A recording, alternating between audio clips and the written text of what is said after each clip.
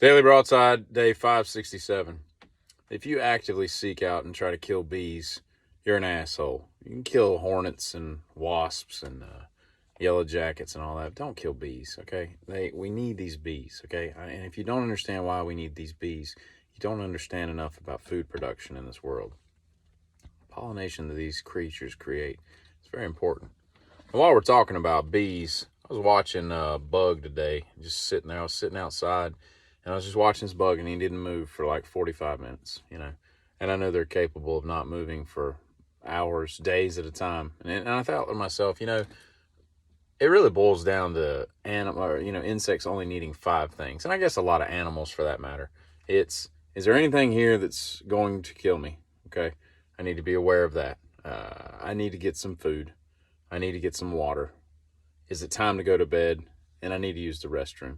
Those are really the only 5 things that an insect ever has to bother itself with. And it would be interesting if the insect was able to contemplate or, capable of the thought process that would let them know how bored they really are, because there's just nothing for them to do. Because all of those 5 things, other than staying alive at all times, it's just nothing to occupy 24 hours of time. It's crazy. They're like they have like the Maslow's hierarchy of needs. They're the one like hierarchy of needs for self-sustainment that negates everything else about love and friendship and self-esteem and all that kind of crap. It's very strange. It's got to be a weird existence, Jeff Beck should have made an album with Mark Knopfler before he died. I think the two of them would have paired so well, like a white wine and fish, as they say. I know this girl, and I was talking to her on Friday afternoon, evening, I guess. And she's sitting there talking to me about something, and she says, "Yeah, last week was rough." And I was like, "It's like 8 o'clock at night on a Friday." And I was like, "Didn't you just get off at like noon?" She's like, "Well, yeah." I'm like, "That wasn't last week. That was this week."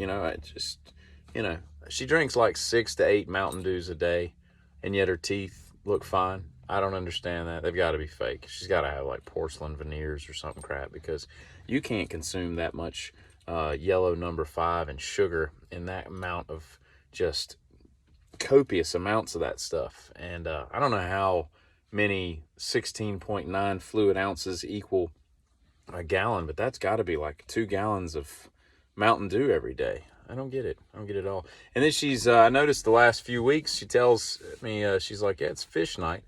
And so yesterday I asked her, I was like, "Was last night fish night?" She's like, "Yep, every week."